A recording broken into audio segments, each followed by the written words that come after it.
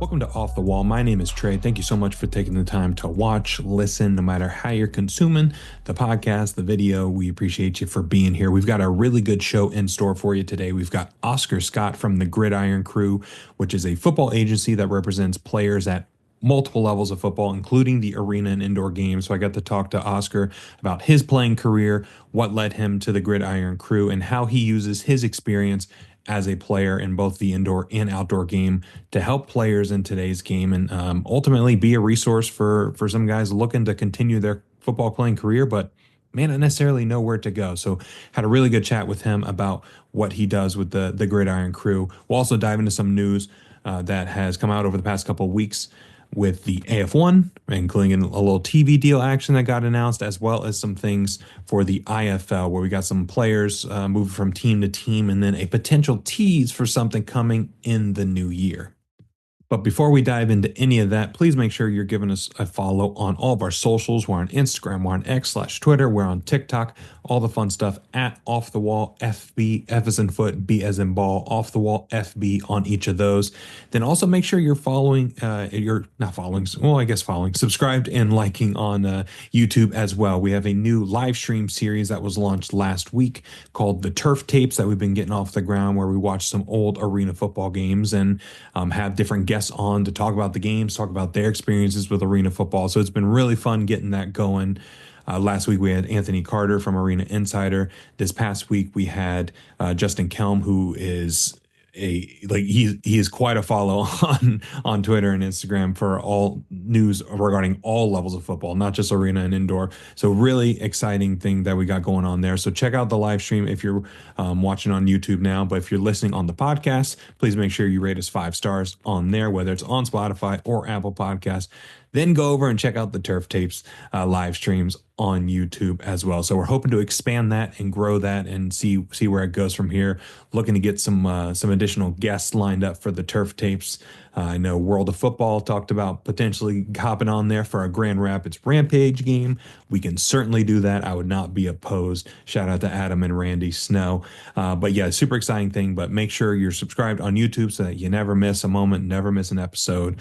Like all the things, comment all the things, help the algo, do all that stuff. So let's dive right into the interview. Here's Oscar. All right, joining us on the show today, we've got Oscar Scott, who is a member of the Gridiron Crew, which is a full-service football agency that represents players at multiple levels of football, including the arena and indoor games. So, Oscar, thank you so much for joining the show. I would ask how things are going in the off-season, but it seems like the off-season for y'all is the busiest time of year. So how are things going in your world? Yes, sir, man. I'm super happy to be on. I appreciate you asking me to come on today. Man, this especially with all the leagues starting up, camp here coming up in a couple months. This is like the busiest we're going to be all year. I mean, we've had a lot of new clients come on. A lot of our old clients we've had for a long time signing new deals, signing big deals. So it's just been a lot of groundwork, a lot of talking to teams, reaching out, having those conversations, making those negotiations. Right. So yeah, it's a busy time of year, but it's a rewarding time of the year when you finally do get guys signed and you finally can just put that out there, publish that. It's a rewarding time of the year for sure. Yeah, definitely. And like you said, training camp starting up in a couple months for a lot of these indoor and arena teams. And that's primarily where you work with the Gridiron Crew, right? Is with the arena and indoor and international? Yes, sir. My primary focus is arena and international football. Yes, sir. Okay, cool. So before we dive too far into Gridiron Crew, tell me a little bit about yourself and your football journey so far and what led you to your current role. Right. So I come from a small college. I played at a school called Bethany out in Kansas. From there, I got done. I graduated. And I was an okay player. I wouldn't say I was a great player. But I was a role guy. I was a team guy, and I knew I wanted to keep playing. And what that looked like, I wasn't sure. I knew the traditional route of what I'd seen, what you see on TV, where guys go to the big school. They get drafted, they do all those things. And I knew that wasn't my path, but I knew I wanted to keep playing. So I was kind of in that moment. I was kind of lost, trying to figure it out, trying to feel it out. And that's when I met Colin, who's now one of my bosses. He's the CEO of the Gridiron Crew. Oh, He was cool. doing pre-draft interviews for guys coming out of college. And so I did one with him, and he kind of talked about he was thinking about starting up an agency, starting up trying to help players, find teams. And so we kind of talked about it. I told him my expectations, my goals, kind of where I was at. He told me he was starting from ground zero.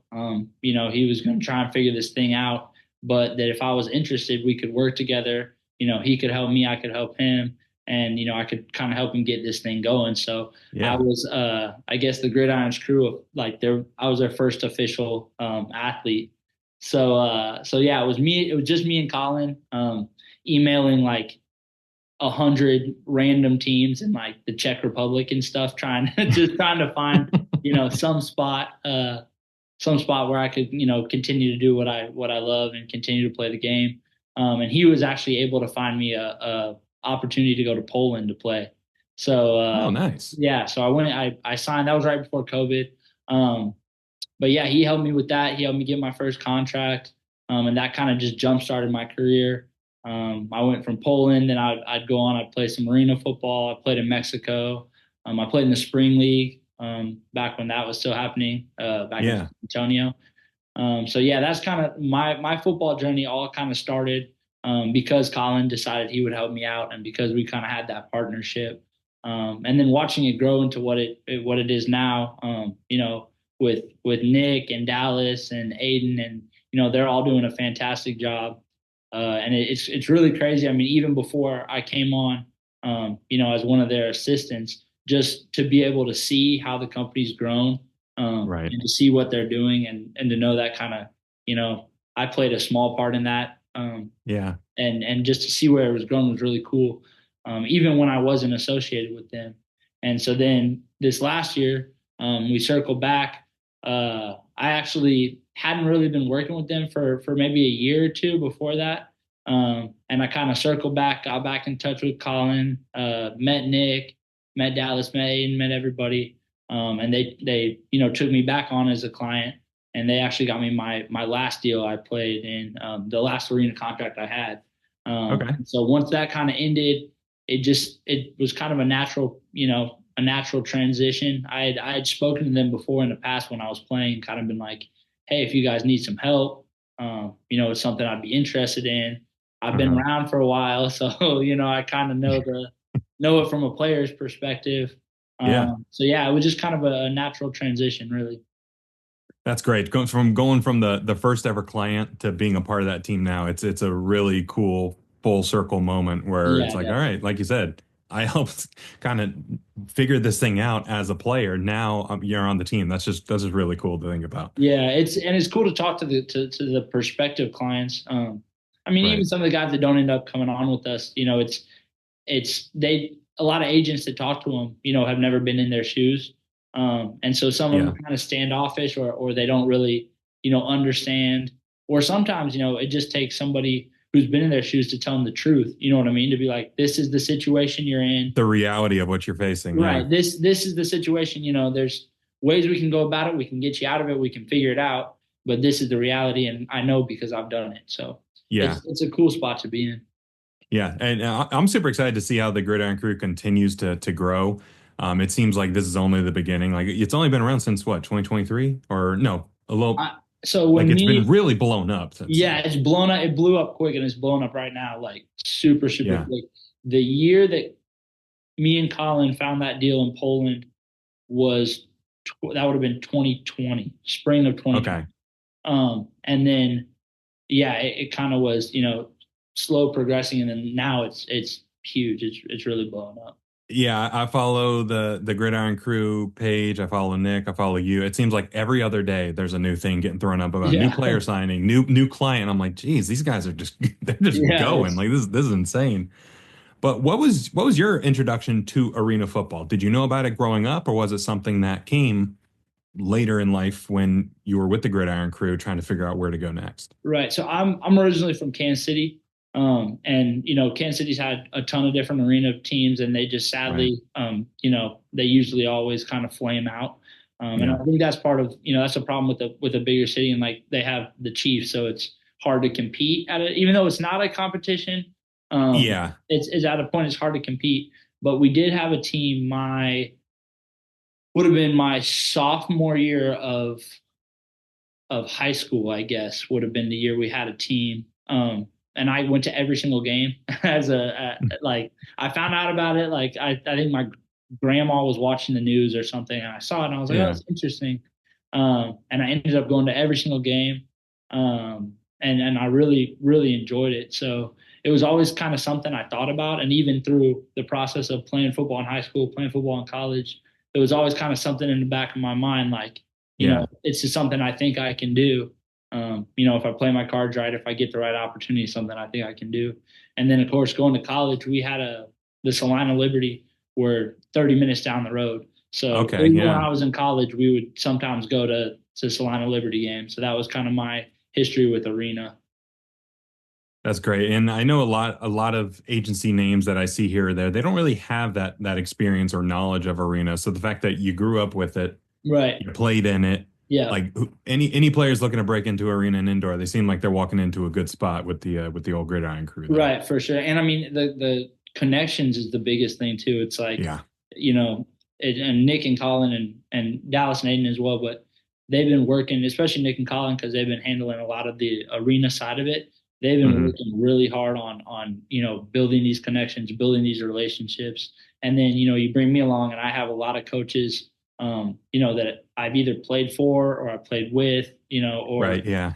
so that's a cool thing. Or I played with a guy who also played for a coach who coached with a different you know what I mean? So it's just Yeah. That network. Yeah. those network of kind of bridging the gap. And I do think that's a benefit of guys who sign on with us as clients. If they are looking to play arena, it's like there's not a lot of agencies out here that we have NFL and CFL certified agents on our staff, Right. but at the same time, we take the arena game and the overseas game really serious. And we have guys that are like myself that, are dedicated to working on that aspect of the agency. Yeah, you've got every level of football covered, which is a pretty unique spot to be in. So tell us about the Gridiron Crew as a whole, and what exactly do you do for players as a group? I think people hear the word agency, and sometimes the imagination runs a little wild. So what is it you actually do on the day to day? Okay. So, I can take you kind of through if a client was going to join us. Hmm. There's an application process. We really are at this point. It's so tough because I want to help everybody. I've been in everybody's shoes, and it's Yeah. just trying to find the guys who are open to the opportunities, who have the film, who have what I mean, the pedigree to be able to play at this level, and kind of Yep. sifting through, what I mean, find the positions we need. But when a guy comes on with us, he's immediately put into a group chat with a few of our agents and myself. We get all of his information. We kind of talk about his goals, figure out kind of where he sees himself going, what he's interested in, what he's not interested in. Some guys say, I want to play in Europe, I don't want to play arena. Some guys say, I want to play arena, I don't want to play in Europe. So we kind of gauge that out. Yeah. And from there, we'll take that player's information, send it out to our network, as well as if we have certain teams that have already told us spots they need filled, we can do that. Instead of we'll send our whole list to everybody, but we'll also handpick players that we think will fit these Interesting. different spots on teams. Okay. So then once that kind of happens, we make the connection. We find out the coach is interested. Boom. Now it's just a matter of getting the coach and the player connected. Kind of make sure they're speaking the same language, and then the player will generally come to that group I talked about with the agents in it, with any questions he has with the contract, and kind of pick our brains and see how we feel about it. Ask us for advice on, and a lot of our guys will have more than one offer. So that's kind of Right. where we'll try and help them, decipher what we feel like is best for their career, and what we think is going to, give them the best opportunity to continue to move up. Okay, so it's really leaning on that relationship aspect of having those built-in things with the teams. Because I see some folks on social media, like the Firebirds, for example, and the Right. AF1, they'll post something, and then somebody will comment and be like, looking for a tryout. Yeah. That guy obviously doesn't have the Yeah. connections that somebody that would join the Gridiron Crew would have, because he could, navigate that a little more efficiently Right. than just commenting on an Instagram post hoping for the best. Yeah, and it's crazy too with the tryouts, because I mean, like, if you go to a tryout, and if you're a player, you're just looking for an opportunity. I'm never going to tell a guy not to go to a tryout, not to put Right. himself out there.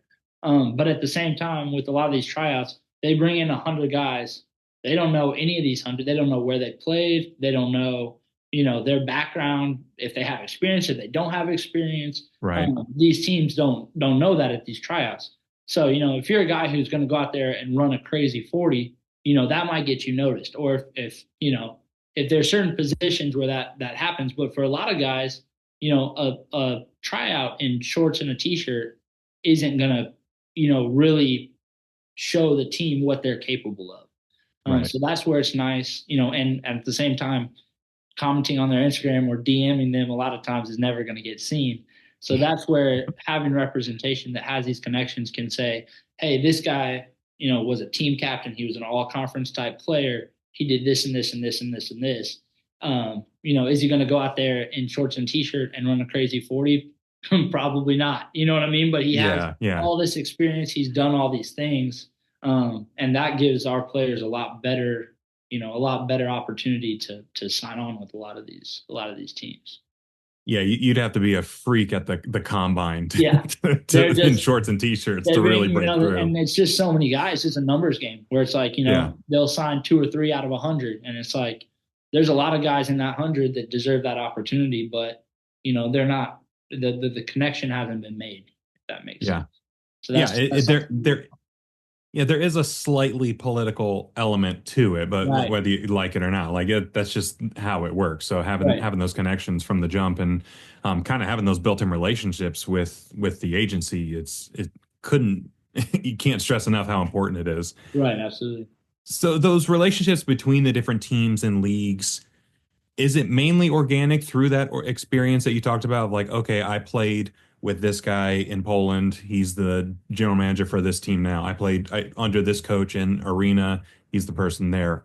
Is it mainly organic like that, or do you have some outreach to these teams, kind of saying, like, basically selling yourselves as the Gridiron Crew, saying like, hey, this is who we are. This is what we do. We'd love to work with you more. Like, what does that look like with those? Right. So it's a combination. We obviously have our contact list that we're continuously updating, continuously changing. And that, just by knowing one coach, you end up knowing another. But at the same time, like, I'll give you an example, and I won't mention the team name, but it's a new team. And the GM I don't know if I had followed him or if he had followed me on my Instagram, on my Gridiron Crew Instagram. So, I just reached out and said, hey, my name's Oscar. This is what we do, et cetera, et cetera, et cetera. Here's some clients I have. And then he put me directly in contact with their head coach. So it's little things like that where it's like, me and the GM work together to kind of establish, I kind of sold what we were, what we had, what we could do for them. And then once that relationship's made, he says, yeah, I think this is going to benefit us as an organization. Boom, let me get you in contact with the coach. And, that's a new one that starts up. So it can be something as small as that, or again, it can be something as deep as I played with a guy and, I see on his Facebook, I haven't talked to him in, I don't know how long. I see on his Facebook, he's working for such and such team. I'm like, oh man, let me, I usually have their number so I can call them or whatever. So it's a lot of different ways, for building those relationships, and even stuff like Euro players and things like that, things like, websites and social media and stuff like that. Just trying to make the connections, trying to reach out, stuff like that. Yeah, that makes sense. So what are some things that in your opinion set the Gridiron Crew apart from other agencies in the field? Because it seems like the sports management space is a pretty competitive one. Yeah, it's super competitive. I will say, aside from the obvious fact, which is having Aiden and Dallas both on staff, and again, Aiden's NFL PA certified, and then Dallas is CFL PA certified. That sets us apart in and of itself, because a lot of these, the agencies that handle arena guys and overseas guys, they won't actually be certified by, NFL, CFL. Yeah. we're also recognized by a lot of other leagues as well. They if you get in contact with them, whatever, we're an agency that they recognize as legitimate. So that sets us apart. And then again, we never ask for. We do have an initial fee if you're not a rookie, but we're never going to ask for a bunch of money up front. We're not asking guys to pay us if they're not getting paid. That was a big one for me, even when I was playing.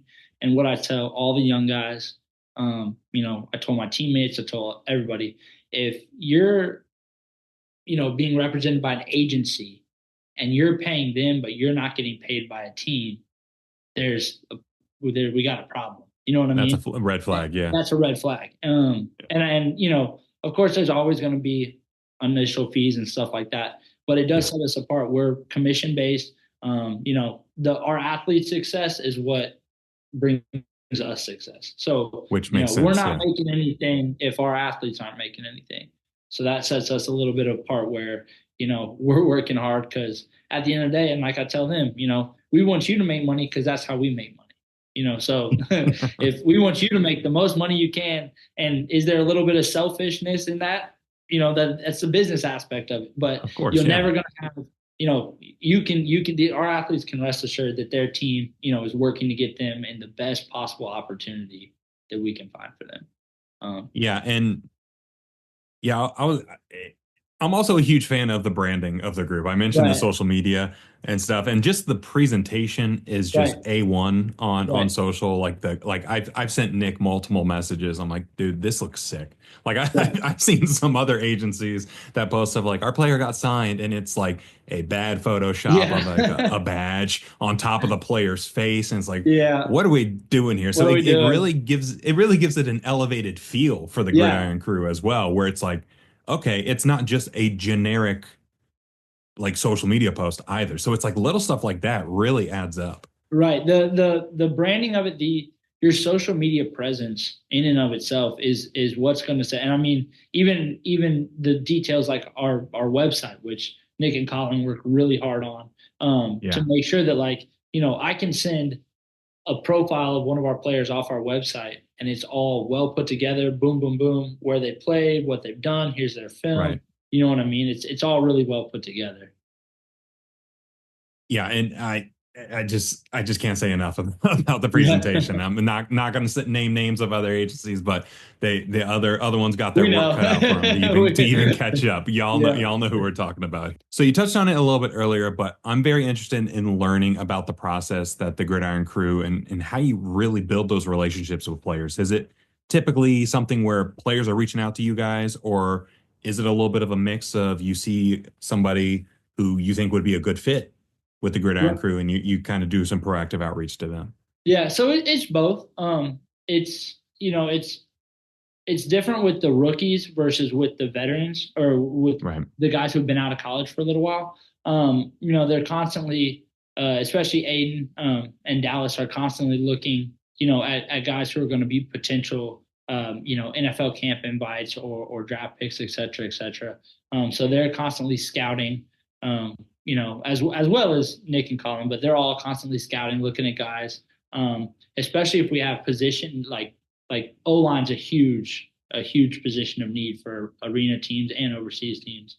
So Colin does a really good job about, he'll go through college rosters and find guys that he think would be a good fit, and he'll reach out to them. So there's little things like that where if we have positions of need, we'll kind of go through our connections and find people.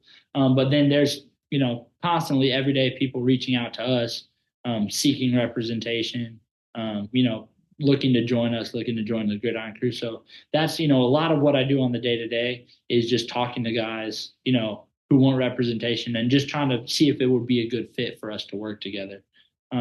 So that's, that's a big deciphering process where, I'll get a guy, I'll get his film, I'll get all of his information. He'll be super talented, but he'll have unrealistic expectations. So then we can kind of dive into that.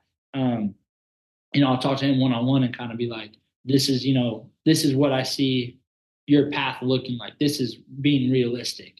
That's something you're open to. I think you're super talented. I think we can work together.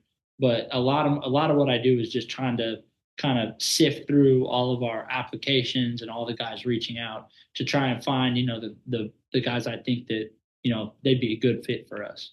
And that's the same thing that Nick and Colin are doing as well. And I'm sending them guys to look at, they're sending me guys, you know what I mean? We're constantly working with each other to be like, hey, do we think, we can find this guy a job, whatever. So it's a lot of just communication, a lot of talking to guys. Okay. Yeah, and I like the fact that you're not just taking everybody on. Like, Right. I think what you mentioned, it has to be a good fit, is so important. Yeah. Just because it's something where if you take on every single person that would reach out or that applies, then you get stretched way too thin and you're not helping anybody out. So Right. I like that there's a little bit of selectiveness to it. Yeah. You want to be able to have an actual relationship with, at least one of us on staff to have an actual relationship with our clients where, Right. if they want to call me, they can call me and we can have a conversation and I, know the situation they're going through. I don't have to look it up and be like, who is this guy? What's going, you know what I mean? Like if it's a client I bring on, I want to make sure I know what he's going through, know the situation he's in. And we can kind of work from there. And yeah, it's, I think that's a mistake a lot of agencies make where, the more clients you have, it might seem like you're going to make, you're like, well, I'll bring on 200 guys. And, if I get 50 of them signed, then I got 50 of them signed. Right. Our goal is 100%. We want every single, like one of our clients to be signed somewhere. Yeah. And so, and to this point, we've been able to basically get every single one of our clients an offer of some kind. Whether it be arena, whether it be overseas. That's something we really work hard to make sure that all the guys that are on, our roster end up getting an opportunity, end up getting an offer to go somewhere. So that I think that's really important with the selection process is you don't want to just take a bunch and hope you get some. You want to take a good group that you believe in and help those guys get where they want to go. Yeah, you don't want to launch 43 pointers in a game. Like you want to pick your spots and pick where you can make the most impact there. That makes a ton of sense. Absolutely. So from your experience as a player and being on the agency side of things now, what are some shifts that you've seen in football, both at the player and organization level since you've started? So I mean, social media is definitely a big thing. And like you said, with our presentation, that helps a lot. Social media is like it connects it connects everyone. And I remember, when I was coming out of college, and that's not even that long ago. That's 2020. That's not that many years ago. It's changing so fast. Yeah. It was pretty much all email. Like me and Colin were emailing, really he was putting in a lot of groundwork with just emailing teams, Euro players, et cetera, et cetera. Now it seems like pretty much everything's done, you know what I mean, through social media. And then, as far as the leagues and teams are concerned, I think one thing that's we've seen it a lot lately is a lot of over promising from organizations and from leagues themselves. And I think that's part of the era that we live in where everyone wants to make a big splash. And I think that's why it's hurt the game to an extent when these teams come out and they say, we're going to do all this crazy stuff. We're going to be, we're going to be on TV and we're going to pay players X amount. And at a certain point, it's a math equation. And you see the teams that are running for a long time. I talk about Salina a lot, not only because I went to the games when I was in college, but I played for Salina for a year. Right. And I have the ultimate respect for their coaching staff. But a team like that, they've been running every year consistently since they started. There hasn't been any issues with their scheduling, hasn't been any issues with players, getting their money, with their living, and it's because they built it the right way. They scaled it the right way. They're not over promising. And I think that's the biggest thing for the arena game is I understand these leagues wanting to make a splash, but in the end, it hurts. It hurts the product and it hurts the league itself. So I think that's something that I think they're starting to kind of figure it out. I think the TAL, the Arena League, this one that just happened recently, I think they did a good job with not only their branding, but kind of, starting small scale, not over promising, not doing too much. Yeah. And actually making sure that all the games happened and everything worked out the way they wanted it to work out. So I think that's a big thing that we do for our clients is, if they get an offer from a team that we're not so sure about, we'll tell them, they'll Tell them, yeah. they'll have a voice in their ear that has the experience that says, hey, I know this sounds good, but let's think about this. Let's make sure we have our backup options. Let's make sure, Right. we're talking it out, we're figuring it out. And I think that's something that's important because I see too many players and too many, of these startup leagues where they'll just take guys' money or they'll, promise them everything and leave them with nothing. You know what I mean? So Yeah. it's important to have somebody in your corner. And I even tell that to guys that don't come on as a client because I'll help out. Even if I don't bring on a guy as a client, I'll give them all the information I can just to try and help them out. Yeah. And Pay I'll it tell forward. them, like, Yeah. man, if you got to make sure you're looking at everything realistically, looking at all your opportunities realistically, and that's what I tell to every Right. young player. It's like, man, if it sounds too good to be true, it might be it might be too good. It might be. Yeah. Yeah. Yeah. So Yeah. We saw that a ton in 2024 with the big league that had that, but also some of right, the smaller leagues too that right. encounter these same things. It seems like year in, year out, where it Yeah. seems like teams and leagues are trying to speed run Yeah. to prominence, and it's like there's a reason why, like you said, Salina, Omaha, those types of Right. teams, they've been around for a while, slowly building and stacking. It's Yep. not like people don't realize Omaha's been around for 20 plus years at this point. Yep. Like they've been slowly stacking and getting better year after year. So it's not something that's done overnight.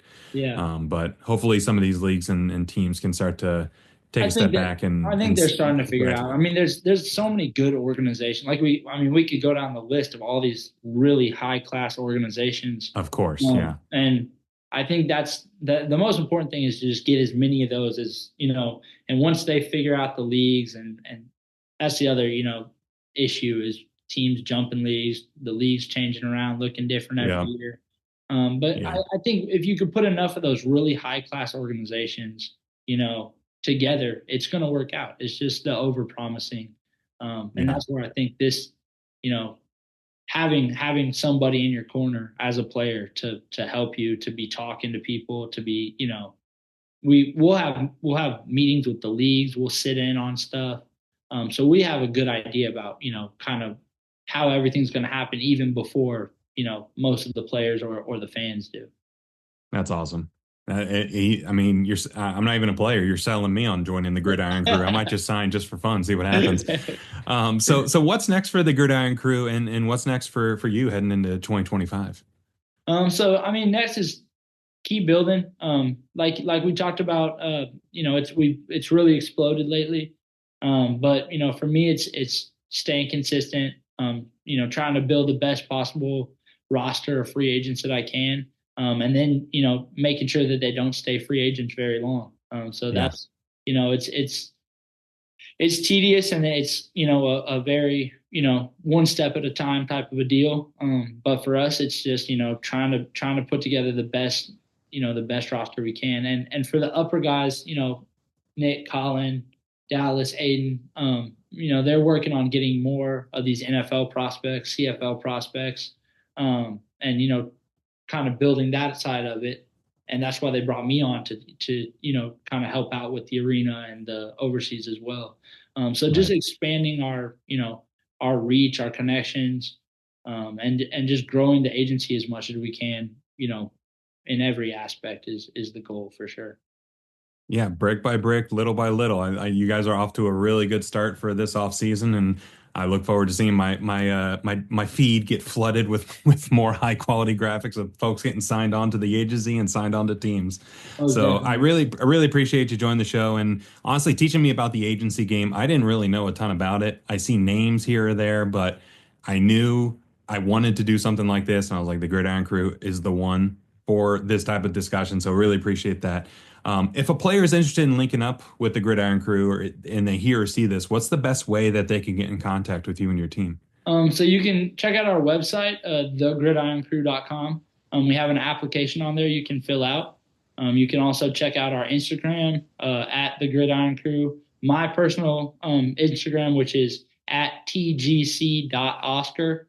And you can reach out to me on there, and we can talk about it. Like I said, whether a guy comes on as a client or not, I'm, open to giving all the advice I can. I love to help the young guys out. Like I said, I've been in their position. I've been in that spot where you want to keep playing, but you don't know what to do next. Yeah. And that is what makes this job special for me. Is I get to give that advice that I needed when I was in their spot. That's awesome. Yeah, it's sometimes just people just need a little bit of guidance there to give them a push in the right direction. So, Sure. socials for Oscar and the Gridiron Crew will be in the description. So go check them out. You can see the future stars of arena football and international football before they blow up and become stars. So thank you again, Oscar. We'll talk soon, and best of luck into 2025. Absolutely, I appreciate it. Thank you. Big shout out to Oscar Scott and the Gridiron Crew for hopping on the show and giving us the opportunity to learn about what sports agencies do. I think I mentioned it in the interview that we see the word agencies, we see some of these things, and we have a general idea. And I think we might think a little more Jerry Maguire than what actually may be happening, especially at the arena and indoor football level. So being able to talk shop with him and learn a little bit more about what that actually looks like was really great. So make sure you give them a follow on all socials. We'll have it linked again in the description here. So again, thank you to Oscar and the Gridiron Crew for hopping on. So we're going to start with Arena Football 1 news, and the big news from AF1 over the past couple of weeks is that they have announced a TV deal with Vice TV. So from the press release and from some statements that have been put out, it says Arena Football 1 today announces a new broadcast partnership with Vice Sports, making Vice TV the exclusive home for Sunday nights in the arena, a weekly live primetime broadcast kicking off March 16th. Our football operations team is working diligently to revise the game calendar to ensure our exciting matchups align perfectly with Vice TV's live primetime Sunday night slot, said Commissioner Jeff Fisher. This is a great problem to have, and we are eager to showcase the 50-yard game with such a great partner. So it's a really unique spot. Vice TV has been looking for a way to pivot for a little while now, and it seems like they're really leaning into the sports aspect. They've done a lot of docuseries, like I think Dark Side of the Ring, about professional wrestling, and more stuff along those lines. Live sports isn't something that I've really seen, so this is an interesting foray into that for them, and it seems like it'll be a partnership that benefits both AF1 and Vice Sports as they kind of make that shift. But what I'm very interested in is what this means for the non-Sunday night games. So it seems like they're going to have one Sunday night game a week that's going to be the primetime game, the featured game for Vice TV or Vice Sports. But what does that mean for the rest of the games? There's 12 teams in the league. Some weeks all 12 teams are playing. Other weeks only 10. I think sometimes 8 teams are playing. So that means if there's a week with 6 games, what happens to those other 5 games? Are they played on Friday and Saturday nights? Are they streamed? If so, where are they streamed? I know they're working on that. It may already be locked in. They're just waiting to announce it. But that's what I'm more so interested in is learning about what that looks like. So I think this Vice TV deal is a very good start. As more information becomes available and as they start to solidify that lineup of what games are going to be Sunday night versus Saturday nights, you would think each team would get a chance to host a Sunday night game, a la what hypothetically would have happened with the NFL Network deal with the AFL last year. So that'd be a really interesting opportunity for each team to get to showcase their home arena, their hometown. That would be huge for a Billings, an Everett, a Salina, like a Dodge City. It would be a massive opportunity to get those teams and the sponsors for those teams on a national broadcast. But when you talk about these games that are streaming, where will they be streamed? We know the Predators have announced that their home games are going to be streamed on Amazon Prime. Is that something that the league gravitates towards as well? Right now, that is literally just for the Predators. That's a Orlando Predators deal that they worked out one-off from the league, which I'm sure the league isn't too thrilled about. But do they go that route? It seems like they don't want to go the YouTube route because there are some monetization things that get a little tricky with streaming the games on YouTube. So maybe they go a Twitch route, maybe they go through another streaming partner. It just gets a little tricky because it's the first year of the league. And last year, I know AF1 is very different from AFL. AFL tried to do things a little bit off the wall, so to speak. And instead of going straight to YouTube, they tried going through a third party, Vire, which was not great, not a good situation. So it seems like they could be working themselves into a shoot a little bit, kind of tying back to the dark side of the ring wrestling thing there. If you know, you know, in terms of like they might be trying to reinvent the wheel when they don't need to reinvent the wheel. The wheel already exists. So I trust in them to be able to figure out what they do or what they're going to do to make it the best fit for what they're envisioning. But I also kind of hope they just go with something simplified and something tried and true because they've said it themselves that they have a lot of trust they have a lot of public trust to regain, and sticking with something that's tried and true that other leagues have done and it's worked for them in the past could be a good start for year one and maybe potentially shift over to something in year two. But we'll see what gets announced. Probably getting way ahead of myself here, but yeah, the streaming for the non-national games outside of the Vice TV deal are going to be very interesting to learn about. But again, very good start for the AF1 with this Vice TV deal. We'll see how it ends up working out. And the Arizona Bandits introduced their head coach is going to be Chad DeGrenier. He was an AFL quarterback in the late 90s and 2000s. Didn't play a ton. He played for the Rattlers a little bit. Then he also played for the Carolina Cobras. He's been coaching high school football in Arizona for the past 20 years or so. Had a couple undefeated seasons in the 2000s, leading some teams to state championships. So the Arizona Bandits social media post put head coach Chad DeGrenier is one of the most wanted gunslingers of his time and an offensive mastermind.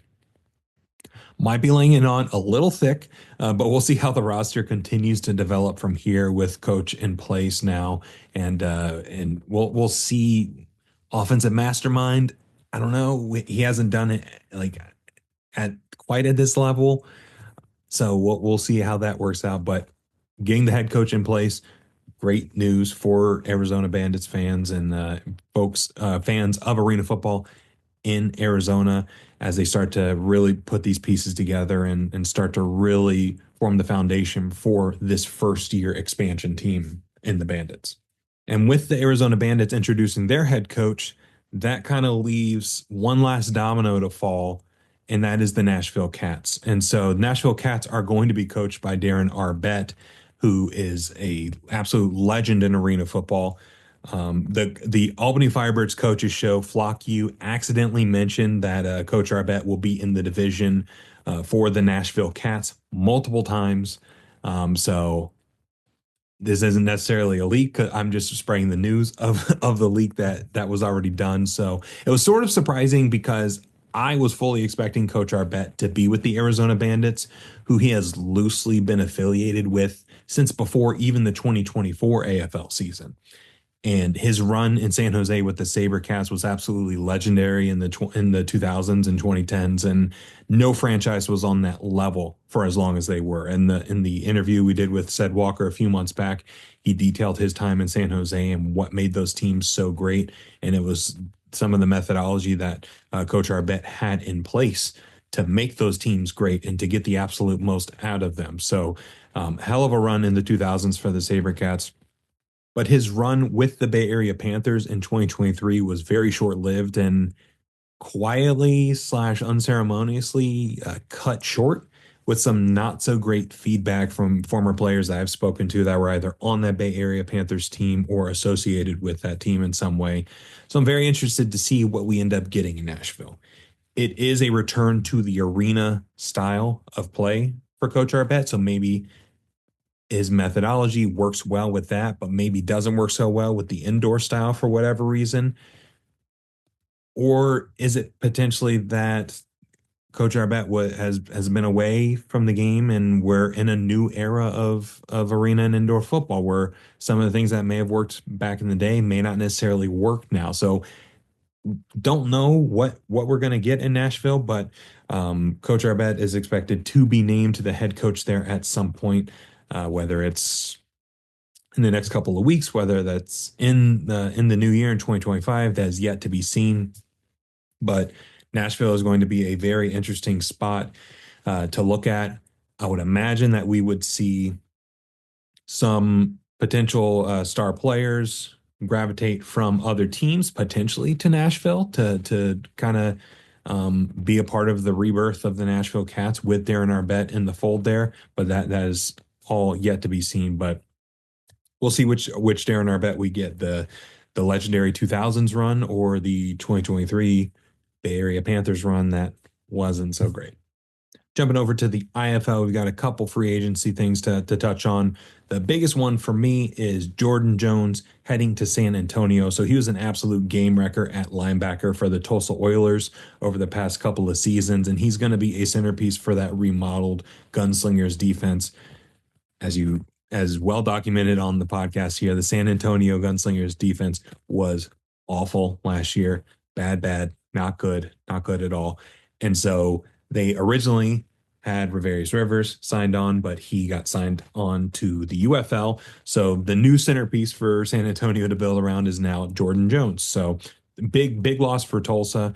But this is a massive get for the San Antonio defense. And when you're building around the center of the defense at linebacker like that, he made plays all over the field, in the backfield, in coverage. Like he was all over the place, getting it done, all IFL at that linebacker spot. So San Antonio got themselves quite a ball player, and we'll see what type of again, a rebirth for the San Antonio defense that we get in 2025 with Jordan Jones in the mix. And then San Diego just continues to add key pieces for a run. Wide receiver Drayshawn Hudson from Sioux Falls, Mike Kerrigan from the Tucson Sugar Skulls, and then they also re-signed offensive lineman Jalen Booth, who I thought played outstanding last year, and defensive back Atoa Fox, who was on that all-rookie team last year as well. San Diego is just putting themselves in a really good spot to make a run. They made it to the Western Conference Championship last year, but fell short.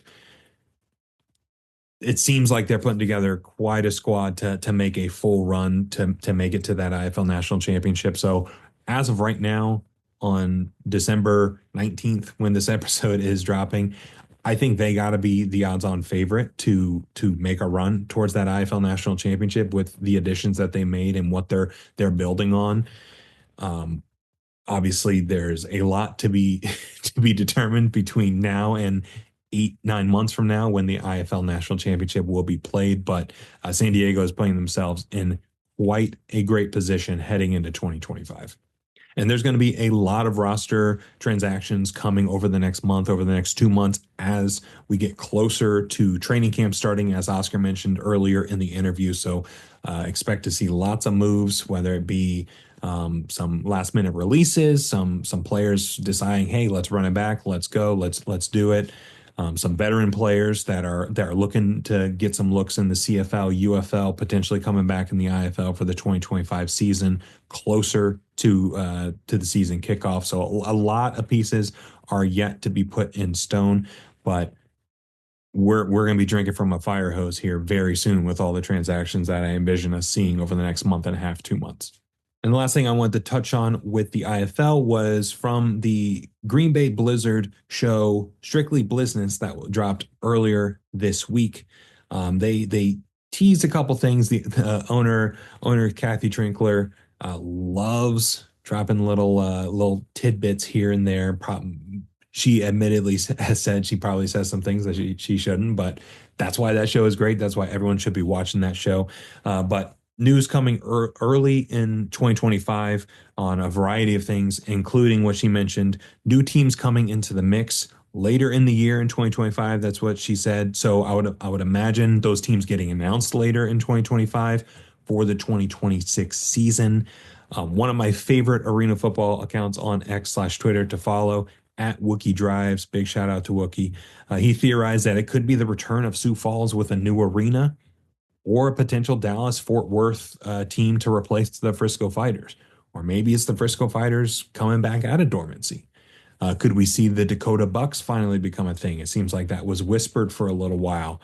The Columbus Wild Dogs, that was another team that was going to be a thing until it wasn't.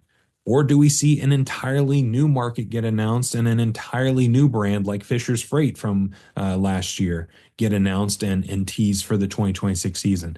There's a lot of possibilities here, and it's exciting to see that even though some teams went into dormancy for the IFL this offseason, that they're still growth focused and they're still looking ahead as to what can be. So we'll hopefully get some news in early January to kick some of those things off. But exciting that some of those things are in the hopper, and I could tell that Kathy really, really, really wanted to share some information, but she just couldn't yet. And then something else that she mentioned on the show was, quote, "I think is going to prove that we are the premier indoor football league with the things we have going on," kind of alluding to something that's going to get announced in early 2025. So we've got the AF1 saying they're going to be the premier arena football league, and now the IFL is saying that they are going to be the premier indoor football league. Technically, both things can be true at the same time with the way the rules are split up at indoor versus arena football. But semantically, it seems like they're jockeying for position against each other, which not a huge fan of. I think both can coexist, but I I don't know. We'll see how this all shakes out. But you would think that this would mean a potential TV deal of sorts. Hopefully, it's not another caffeine TV situation. Hopefully, it's not another stadium network deal. Please don't do that. Please, please, please don't do that. It was not great. But the beginning of 2025, we should be getting more news on this and really start to ramp up the news cycle heading into the 2025 arena and indoor football season. So it's going to get very exciting very quickly. And I'm excited to see what these leagues have in store. And that's the show. Thank you so much again to Oscar Scott and the Gridiron Crew for coming on the show today and talking about what they do as an agency, helping players find teams and getting players connected with people in the indoor and arena football landscape. Go give them a follow. Again, the links to the social pages for each of them are in the description, whether you're listening to this on Spotify or Apple Podcasts or watching on YouTube. Go to those pages, give them a follow, and let them know that you heard them on Off the Wall. And then speaking of Spotify and Apple Podcasts, if you're listening on there, please make sure you're rating the show 5 stars, liking the episode, sharing an episode with a friend.